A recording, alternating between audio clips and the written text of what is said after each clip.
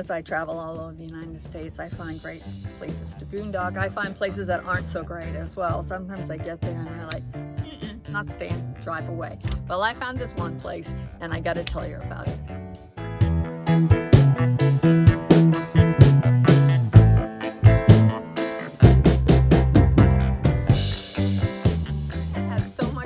About North Dakota, and that there is nothing there except a road that drives through it, and that's it. Feels nothing.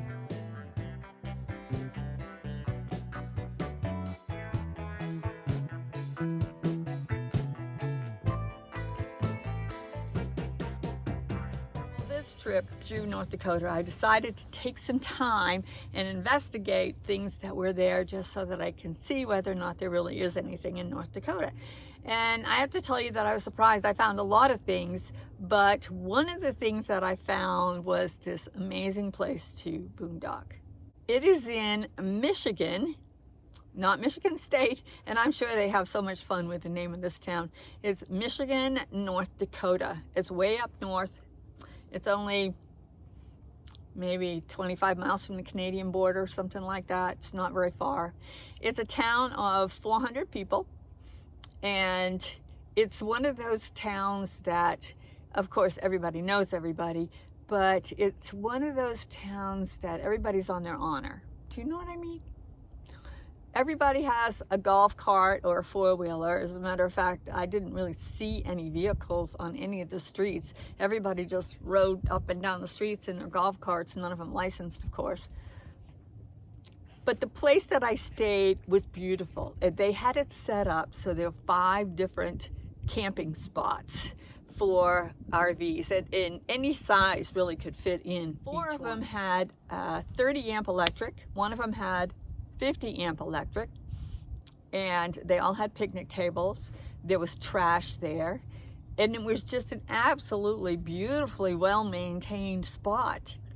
Bonus, of course, was it's on a golf course. 9-hole golf course, very well manicured. And it just so happened that when I was there, they were having this giant annual golf tournament. So I got to, it was really exciting for me because I used to play golf. So I get to see everybody, you know, out on the golf course, hitting the balls, and they had barbecues and they had everything. And it was just really a lot of fun for me to watch that.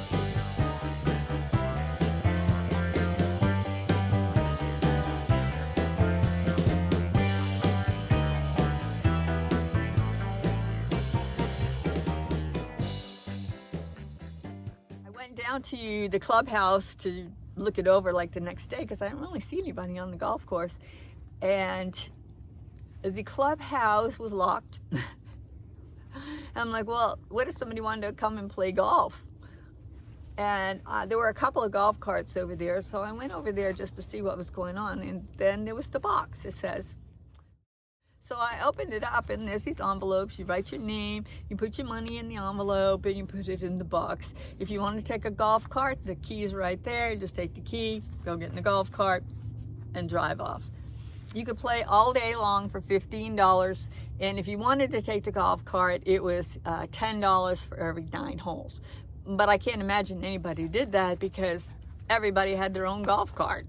It was really a very friendly town. As I was sitting there, I wanted to go to the store and pick up a couple of things because I didn't plan on staying but a night. But I got there, I ended up staying 3 days. And I wanted to go to the grocery store to pick up a couple of things. And it wasn't that far, but it was really hot. However, where I was parked under this big tree, and there was a nice little breeze, I wasn't kind of far.